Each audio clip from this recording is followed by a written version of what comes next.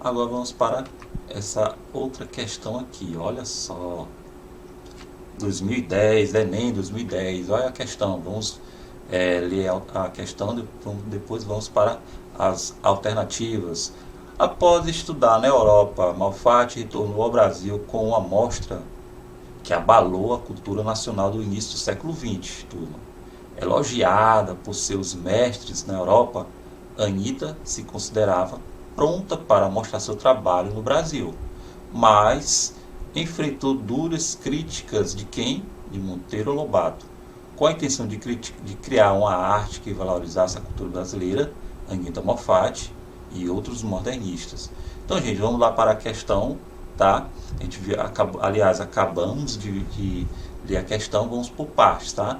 A gente viu que a Anitta, ela retornou do Brasil, para o Brasil após estudar arte, lá na Europa e nos Estados Unidos. Ela retornou para o Brasil em 1917, tá? E fez assim, quis fazer uma exposição. Eu aprendi lá fora as vanguardas europeias, tá? Eu aprendi lá as vanguardas europeias e eu quero mostrar aqui para o Brasil. Por quê? Aqui no Brasil a gente está vivendo ainda naquele estilo clássico, no estilo neoclássico. Então parece que paramos no tempo, tá, gente? Parece que paramos o tempo, tá? Então Tarsila decidiu em 1917 fazer essa exposição, tá? Foi o que? Ela foi elogiada pelos seus grandes mestres lá na Europa, tá? Aliás, Anitta, desculpe, Anitta foi elogiada por seus grandes mestres lá na Europa. Considerada um divisor de águas aqui para o Brasil, tá? Mas quando ela chegou aqui no Brasil, fez a sua exposição em 1917, ela recebeu duras críticas desse rapaz Monteiro Lobato que todos nós conhecemos, tá, gente? O grande escritor. Olha, uma menina, uma jovem, tá? Querendo mostrar seus trabalhos, receber duras críticas já desse escritor, desse artista, já bem famoso, nacional. Então ela se sentiu abalada, tá? Mas será se ela desistiu? Será se a Anitta, não vou fazer, não vou mais trabalhar com arte, vou desistir de tudo isso? Não, ela continuou seguindo na ideia dela, tá? E ela acabou se influenciando outros artistas, tá? Para o nosso bem, tá, turma? Para o bem cultural nacional, tá? Que teve aquela semana lá de 22, porque ainda hoje estaríamos presos naquela linguagem clássica. Ainda bem que teve esses corajosos, vamos assim dizer, esses corajosos, Anitta, Oswaldo, Mário de Andrade, Brecheret, Vila Lobos e tantos outros, tá? Ainda bem que essa turma aí, eles decidiram fazer essa semana de 22, tá? Senão a gente estava parado no tempo, tá? Continuando com a intenção de criar uma arte que valorizasse a cultura brasileira, Anitta Malfatti e outros modernistas. Vamos lá para as alternativas, gente.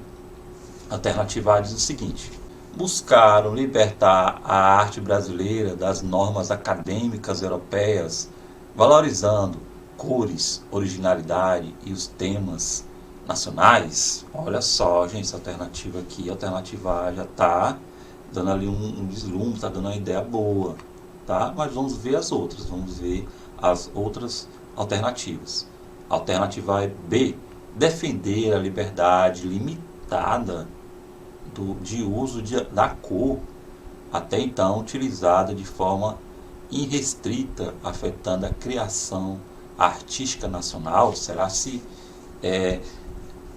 Anitta e os outros artistas procuraram isso, defender uma liberdade limitada, mas especificamente nas artes visuais, do uso da cor, até então utilizada de forma irrestrita? Será se é isso?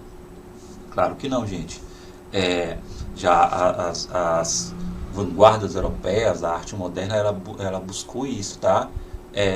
Liberdade, tá? Seja para as artes visuais, as artes plásticas, para a música, para a poesia, para todas as linguagens artísticas, tá?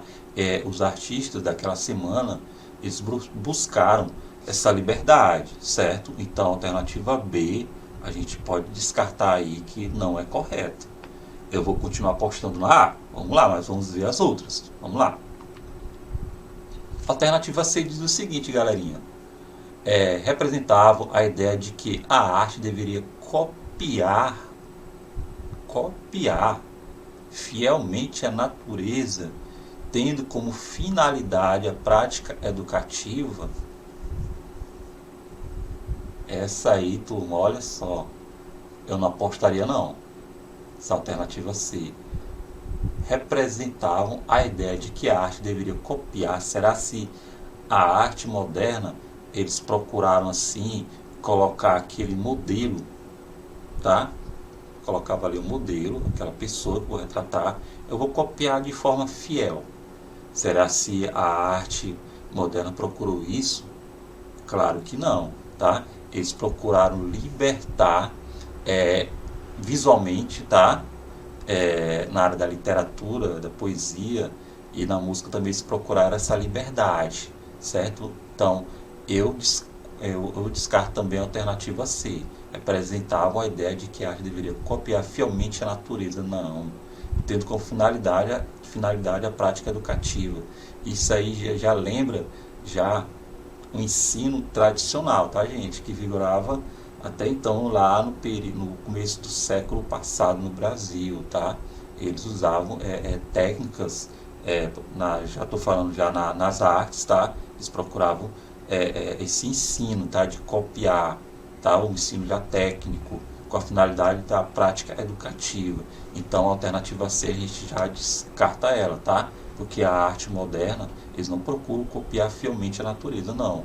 A gente viu que, acabamos de ver, que o surrealismo eles procuravam já a ideia, já procuravam tirar aquilo que está internalizado na sua mente, na minha mente, na nossa mente. Eles procuram pôr para fora aquelas ideias que estão internalizadas, o nosso subconsciente, aquilo que nós não mais desejamos, que nós temos mais medo.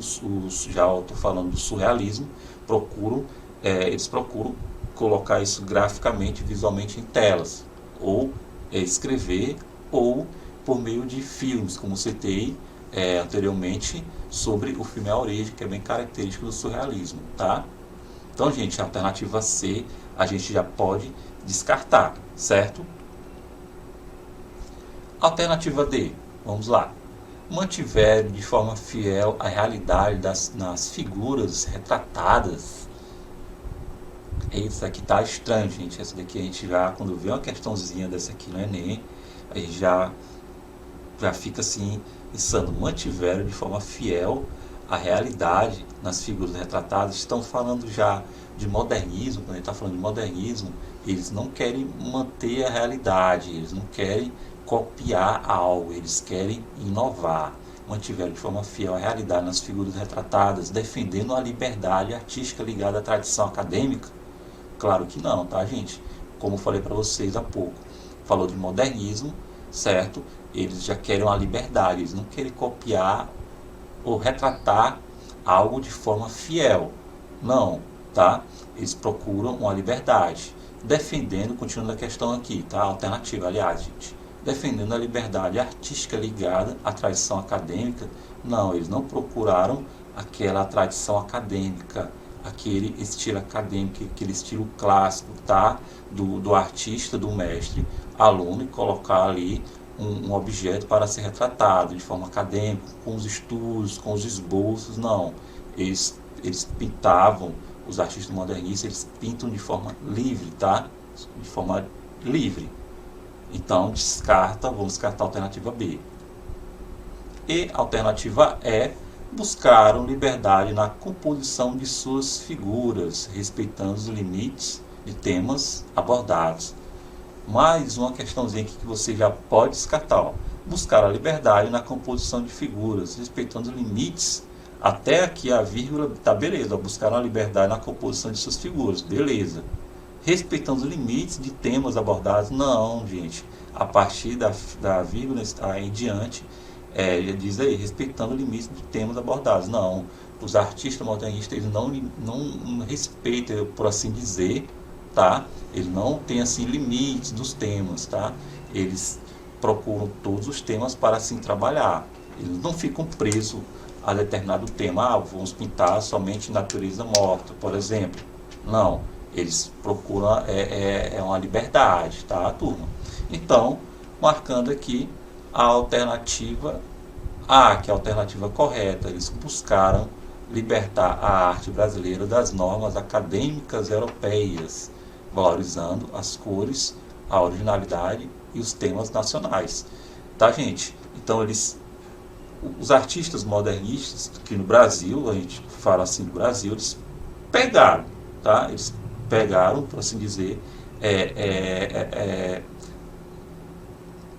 os artistas modernistas brasileiros, gente, eles pegaram, assim, se alimentaram, por assim dizer, das vanguardas europeias. Beleza, mas como diz aí na alternativa, na alternativa A, eles deram assim uma originalidade à sua arte, a arte brasileira, deram um diferencial lá dos europeus. Tá, turma? Então, vamos aqui no Enem de 2010 marcar sem medo a alternativa A, que é a correta. Então, gente, isso aqui foi um pouquinho, tá, sobre essas vanguardas europeias. A gente viu aqui um pouquinho de cada um, falou um pouquinho de cada uma, tá? A gente falou hoje sobre o surrealismo. Vamos fazer aqui uma pequena revisão sobre o surrealismo, que esses artistas eles já tiveram ali o cabeça do surrealismo nas artes, foi André Breton, tá? Que assim que deu início a esse manifesto surrealista, tá? E que com as ideias da psicanálise, tá, de Freud, tá, da liberdade, da consciência, da liberdade de pensar, ou seja, pegar aquilo que está no nosso subconsciente e pôr para fora. Como assim? Já nas artes, a gente viu que esses artistas fizeram isso plasticamente, visualmente, procuraram retratar isso nas suas pinturas. E a gente viu também, a gente aprendeu também que nesse manifesto, nesse movimento surrealista, eles ignoraram, tá, todas as artes até antes de 1920. Porque, gente, como a gente viu, teve a Primeira Grande Guerra Mundial de 1914 a 18, tá? As pessoas, por assim dizer, estavam conscientes do que estavam fazendo e tal, e de repente começa a fazer uma grande guerra, tá? Que dizimou várias vidas, tirou várias vidas. Então, a partir de 1920, com o surrealismo, certo? Eles procuraram isso, tá? Ignorar que ocorreu antes, tá? E trabalhar o consciente. Pensaram o seguinte: se as pessoas conscientes estavam, assim, por dizer, na sua razão, fizeram guerras, fez a guerra, então vamos fazer o contrário, vamos trabalhar o nosso subconsciente, tá? O que está internalizado em cada um de nós, e vamos ver se a gente trabalha, se a gente consegue viver melhor, tá? Então a gente aprendeu também que o grande representante desse movimento foi Salvador Dalí, tá? Aquele lá do seriado que usa a máscara dele, do rosto dele, o La Casa de Papel, tá? Aproveitaram o rosto desse grande artista e fizeram assim vamos dizer, uma homenagem, tá? A ele, a esse artista espanhol, tá? O Salvador Dalí, que o rosto dele, a gente pode perceber, tá? Nas imagens, já é bem surreal, tá? Esse bigodinho dele, certo? Já é bem surreal. Então, gente, Salvador Dalí, ele trabalhou não somente com as artes plásticas, as artes visuais, com pintura, tá? Eu falo de artes plásticas, estamos falando assim de pinturas. Ele trabalhou também no cinema, tá? Ele trouxe essa linguagem surrealista, tá? Para o cinema. O famoso filme dele é O Cão Andaluz. Se vocês desejarem, tá? Podem fazer pesquisa sobre esse filme. É um filme bem interessante, bem assim, você, como dizem, tem que ter sangue no olho, tá? Tem uma determinada cena do filme que tem uma mulher que corta o seu olho com a gilete, tá? Aí isso ali não é real, tá, gente? Ele colocaram ali um olho de um carneiro, de algum animal, e fizeram ali o corte. Quem assiste essa cena, eu assisti, eu confesso que fiquei assim incomodado. E o surrealismo procura isso mesmo, tirar você dessa zona de conforto, para você sentir, tá? Para você poder sentir assim o trabalho do artista, certo? A gente viu também aqui hoje essa obra, A Persistência da Memória, do Salvador Dalí, certo? Que fez assim um trabalho conjunto, tá? Com a pesquisa lá de Albert Einstein sobre a teoria da relatividade. Então ele mostra nessa obra aí a persistência da memória com esses relógios derretidos, falando sobre isso, tá? O tempo relativo para cada um de nós. E a gente aprendeu também que no surrealismo eles procuram pôr em suas obras, certo, em seus trabalhos, aquilo que eles têm mais desejam, que eles têm mais medo. E em algumas pesquisas a gente viu que Salvador Dalí, na sua infância, ele tinha medo de insetos. E se vocês observar, tiver a curiosidade de pesquisar aí no Google, certo, sobre as obras de Salvador Dalí, a grande maioria dos seus trabalhos, aí vocês vão observar ali que tem insetos, tem formigas e gafanhotos. Dizem que ele tinha medo na sua infância. E a gente viu também hoje que a artista das duas questões, das duas questões que nós trabalhamos hoje, Tarsila, ela bebeu da fonte do surrealismo, tá? Ela foi para a Europa, os Estados Unidos, foi para a Europa, estudou arte e teve contato com esses artistas desse movimento, o surrealismo, tá? E procurou assim, se alimentou, tá? Se alimentou assim dessa vanguarda europeia e trouxe para o Brasil mais uma linguagem especial, tá? Uma linguagem bem característica do Brasil, brasileira, tá? A gente percebe, a gente viu aqui que nessa primeira questão que a gente trabalhou hoje, certo? A alternativa A, que é a alternativa correta, já é bem característica do surrealismo, tá? E a gente viu também hoje que outras vanguardas europeias que a Anitta, aliás, desculpem, que Tarsila, ela bebeu da fonte, foi o cubismo, que em outra aula vamos falar com mais detalhe, tá? Com mais detalhes sobre esse movimento artístico, certo? E a gente viu também que a Tarsila, ela viajou pelo Brasil. A gente vê assim algumas obras dela, por exemplo, na alternativa C, algumas obras, isso impresso, certo? Ela, vamos dizer assim, que ela colocou impresso nessa obra, alternativa C, tá? Um retrato do Brasil, tá? A gente percebe que é cena do interior e cena de campo, certo, turma? Aqui mais um pouquinho sobre as obras de Tarsila, tá? Fazendo essa retrospectiva da aula de hoje. E a gente aprendeu também nessa segunda questão, certo? Que a Tarsila do Amaral, ela retratou também o Morro da Providência, o Morro da Favela, que é uma das obras dela, que é essa daqui, certo?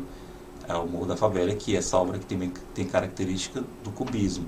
E que outros artistas, a gente viu aqui especificamente, o JS, artista francês, ele fez um trabalho em 2008 nesse morro da Favela, ou hoje é conhecido o Morro da Providência, que fica na cidade do Rio de Janeiro, certo? Ele fez esse trabalho Mulheres São Heroínas, certo? Ele espalhou por toda a favela, tá?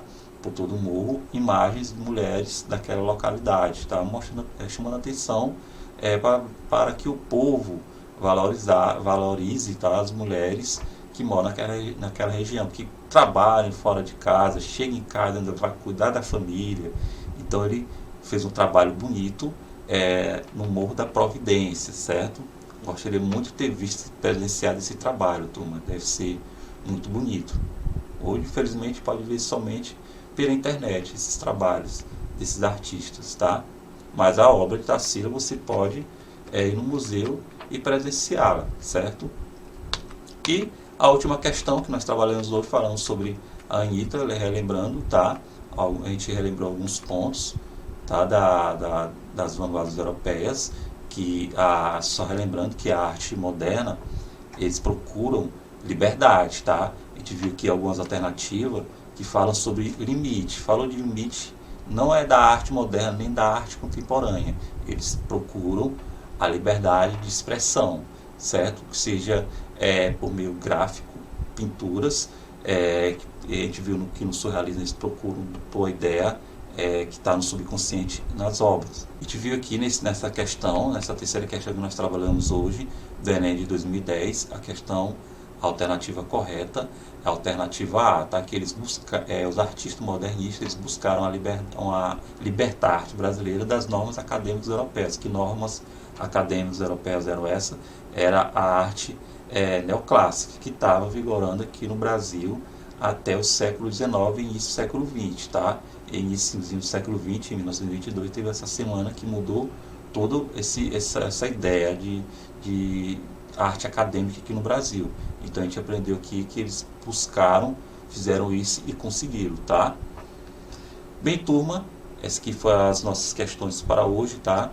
E até mais e bons estudos para vocês, alunos do SINAPS.